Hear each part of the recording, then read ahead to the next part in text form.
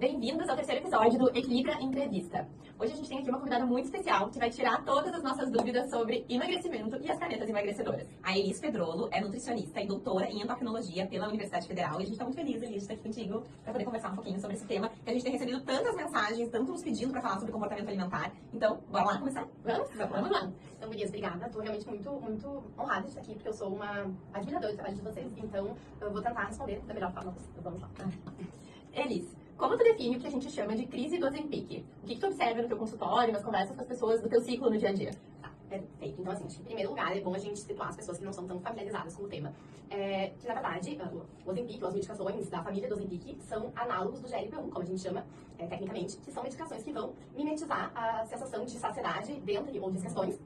E aí a gente vai ter algumas alternativas de tratamento, né? Então, eu sou uma entusiasta dessas medicações e eu vejo, assim, de forma muito otimista isso como uma ferramenta para auxiliar, para viabilizar a mudança de comportamento alimentar. Então, o que eu acho que é fundamental a gente falar aqui é que o Ozempic, o Mounjaro, o Rybelsus, a semaglutida via oral, ela não é, essas medicações elas não são o tratamento, elas são parte do tratamento, né? E elas têm suas devidas indicações, como qualquer medicação, obviamente. E eu acho que é fundamental a gente tentar entender, né, que, como a gente estava conversando aqui, se tornou muito banalizado o uso em casos que talvez não façam tanto sentido assim. E muitas vezes os pacientes que têm que fazer uso, que realmente têm a indicação, que são medicações anti-obesidade, não fazem uso. Então, acho que esse é o principal ponto, é saber diferenciar, né, quando de fato ele é indicado. Não, e eu acho super importante esse assunto, porque como tudo na área do emagrecimento, é tudo muito polêmico, né? Então a gente escuta às vezes como se o Ozempic fosse algo que quem tá usando isso eu ouvi uma vez no podcast, não esqueci, tá trapaceando, assim, né? Como se fosse algo pra trapacear na vida. Imagina, quando na verdade é uma medicação pra tornar a pessoa mais saudável, né? Perfeito, exato. Acho que isso é fundamental que tu mencionou. Na verdade, eu entendo, e é comum no meu consultório, até respondendo a Amanda, não respondi, isso é importante falar. Às vezes os pacientes, pelo meu viés, eu sou uma nutricionista clínica que trabalha com mudança de comportamento. Então, eu, por não fazer essa propaganda detox ou coisas mais mirabolantes, o público que chega até mim, muitas vezes eles não querem usar a medicação. Eu não atendo tanto o público que quer usar, eu atendo mais quem tem receio. E muitas vezes quem faz uso chega até mim envergonhado, meio que pedindo desculpas, porque eles se sentem inferiorizados, né, estigmatizados por estar fazendo uso da doença. Então, como a Mari mencionou, as pessoas, de certa forma, veem isso como algo imoral, como se estivessem burlando no jogo. E por que isso? Porque a sociedade tem preconceito com obesidade. É o estigma, da obesidade. Elis, como nutricionista, quais são os maiores desafios ao orientar os pacientes que já chegam com o desejo de usar, né, ou que já estão usando as canetas emagrecedoras? Então, eu penso que há diferentes situações, mas o que eu sempre acho fundamental é orientar um paciente que já esteja em uso, é que, na verdade, o tratamento nutricional ele é complementar. Até recentemente a gente teve uma publicação com as principais orientações que devem ser nutricionais, até então a gente não tinha essa publicação. O que seria importante do ponto de vista nutricional para pacientes em uso de análogos de GLP-1? E, de fato, né, ter esse acompanhamento nutricional, eu entendo que nem todos os pacientes têm essa possibilidade, mas podendo fazer acompanhamento, né, isso faz diferença. Entender e manejar os sintomas gastrointestinais, que muitas vezes são esses efeitos adversos que fazem com que os pacientes deixem de tomar, né, querem cessar a medicação de forma abrupta ou sem indicação. Um outro ponto importante que foi enfatizado nesse documento é sobre registrar o peso, né? Muitas vezes, isso já aconteceu bastante na minha prática, o paciente que está em uso da medicação, mas muitas vezes por autoprescrição, ou foi prescrito por um médico que não acompanhou esse paciente, só fez a prescrição, ou até mesmo prescrições feitas em rodas de amigos, assim, né, de uma forma muito descabida. E isso muitas vezes vai provocar mais um fracasso, mais uma sensação de fracasso nesse paciente, porque ele vai ter benefícios parciais, ele não vai ser, de fato, impactado, né, como deveria pela medicação. Muitas vezes ele não vai fazer um tratamento multidisciplinar, como a gente fala, né, que seria uma psicoterapia, um acompanhamento com um treinador, enfim, frequentando a academia ou um personal. Então, talvez seja um paciente que vai perder muito peso e talvez perca muita massa magra. Então, existem esses casos, mas eu acho que é fundamental a gente focar que existem casos incríveis, né, nos quais o paciente que há uma vida não conseguia ter essa perda de peso e que de repente começa a mudar estilo de vida, a realmente ter uma mudança de estilo de vida que foi viabilizada pela medicação, né. Então, eu acho que a mensagem principal é essa. O Ozempic, a semaglutida, a tirzepatida, ela não é o tratamento, ela é parte.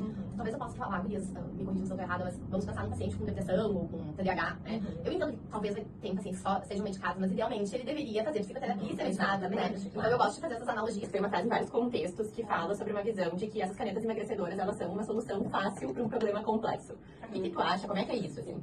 Eu gosto de falar medicações anti-obesidade, né? Porque no momento que a gente fala medicações anti-obesidade, a gente está dando outro patamar, né? A gente está vendo de forma como um tratamento de uma doença, né? Eu não vejo como uma solução fácil. Eu acho que o primeiro ponto, que eu gosto sempre de refletir, furando um pouco a nossa bolha de consultório particular, é que são medicações caríssimas, né? Então, assim, muitas das pessoas que precisariam usar, elas não têm acesso, né? Então, via SUS ainda não é disponibilizado. Não estou dizendo que eu sou a favor ou contra, até porque eu acho que isso é uma discussão muito ampla, né, de atendimento, de outras questões. Mas, então, assim, tem a questão da acessibilidade. Segundo lugar, não é nada fácil dos pacientes que mais precisam, aquilo que a gente estava conversando, aceitar o uso, porque eles têm um estigma tão grande, um estigma internalizado tão grande que eles não aceitam a ideia de que eles precisam de ajuda, né? Então, eu entendo que não é só força, foco e fé, né? Então, isso veio para complementar, para o paciente entender que ele pode sim receber ajuda, que não tem nada de errado nisso. E, então, eu vejo muito dessa forma, sabe? Eu acho que a gente tem cada vez mais que disseminar como são medicações fantásticas, como isso pode ser realmente algo né, inovador, e é inovador, mas quando corretamente usado. Claro, e muda a vida da pessoa, muda muito além da saúde física, né? Porque realmente... E outro fator até, né, não quero entrar muito no aspecto farmacológico, mas até os anos 2000, as medicações, não se tinham medicações seguras, de fato, de obesidade, né? E recentemente a gente teve um estudo que mostrou que a semaglutida, então que o Ozempic, ele pode reduzir evento cardiovascular, na verdade, em pacientes com obesidade, né? Isso foi um estudo que, com obesidade sem diabetes, inclusive, foi um estudo que foi um marco, na verdade, na ciência, que aí nos mostrou dados consistentes de que esses pacientes têm benefícios, né? Então, para a saúde mesmo, né? Bom, e atualmente tem se feito muita pesquisa nesse sentido, né? E eu vejo que os resultados, eles estão nos levando muito para quebrar esse preconceito sobre essas medicações anti-obesidade, assim se fala. Isso, sim, não é? As pessoas não se sentirem culpadas, né? Por usarem, por quererem alcançar uma versão melhor de si, né? Mais saudável. Como essa história de trapacear no jogo, mas bom, se eu tenho pressão alta e eu tomo, né, o médico da pressão, então eu tô trapaceando. Ou se, sei lá, eu não quero engravidar e eu vou tomar, né, um anticoncepcional, eu tô trapaceando. Então, é nessa porque na verdade, hoje em dia, a gente usa tecnologia e ciência pra tantas coisas, então por que não usar pra tratar obesidade, né? E Elis, como tu acredita que a relação das pessoas com o corpo e com a comida vem sendo impactada na busca rápida por emagrecimento? Falando então, né, dessas pessoas que estariam utilizando a medicação pra emagrecer de uma forma rápida e às vezes até sem uma indicação adequada. E aí que eu acho que vem, né, justamente esse outro lado da moeda que é importante a gente se deter e fazer essa diferenciação, né? No congresso que recentemente eu fui de obesidade, Congresso Brasileiro de Obesidade, se falou sobre, um painel sobre o desejo social de ser magro, né, o impacto dessas medicações. Então, aí nós podemos pensar que são medicações seguras, mas, e a gente tem que ter muito cuidado, é delicado generalizar, porque tem suas indicações. Talvez essa medicação ela seja segura, mas a gente não sabe o quanto de dependência psicológica essa medicação pode gerar num paciente que talvez não tenha uma real necessidade de uso. Por quê? No momento que essa medicação ela é cessada, e para a obesidade, né, então uma vez que a gente sabe que a obesidade é uma doença crônica e recidivante, a medicação ela não tem indicação de ser cessada, né, de ser interrompida, ela deve ser usada pro resto da vida. Acho que isso é uma informação bem importante. Os pacientes chegam no consultório e dizem, sabe, usar no início só para dar um gás. Não, acho que é importante dizer não. A gente vai usar, claro, né, o médico endocrinologista que vai fazer nessa descrição. E ela tem que seguir sendo usada. Mas eu acho importante que os nutricionistas, os psicólogos também tenham esse conhecimento, né? Agora, uma pessoa que tem um peso saudável, né, que talvez tenha uma gordura localizada, um peso... No momento que ela usa essa medicação e que ela é responsiva, que ela diminui o apetite, fica mais saciada, ela vai emagrecer. E muito possivelmente, quando ela parar, ela vai reganhar esse peso. Então, e talvez isso a deixe mais frustrada. E talvez faça com que ela queira usar continuamente uma medicação que talvez não faça tanto sentido assim, né? E aí que a gente fala da dependência psicológica, né? Então, eu acho que isso é uma questão, né? Pra gente refletir na nossa conversa. E sim, a busca rápida, acho que é uma questão... Vocês também trabalham com isso, vocês devem ouvir muito no consultório. Não, eu falo que não é errado, desde que isso seja bem feito, assim, e aí eu não tô nem me referindo, a gente pode fazer um plano alimentar, um plano de tratamento que a pessoa vai responder rapidamente. Pacientes com diferentes metabolismos, com diferentes estilos de vida podem responder mais rápido. Isso não é uma questão. Agora, a questão é entender o quão sustentável é essa mudança alimentar que foi feita, né? Acho que esse é o ponto. Pacientes que vinham usando o Ozempic, por exemplo, há quase um ano, e tiveram uma perda mínima. Com prescrição, em alguns casos, mas não faziam tratamento nutricional, não estavam ativos fisicamente. Então, assim, por isso que é importante entender que o remédio, ele não faz milagre. E agora que ele tá tão em alta, já me aconteceu de atender pessoas que disseram, tá, mas eu achei que a perda ia ser muito maior.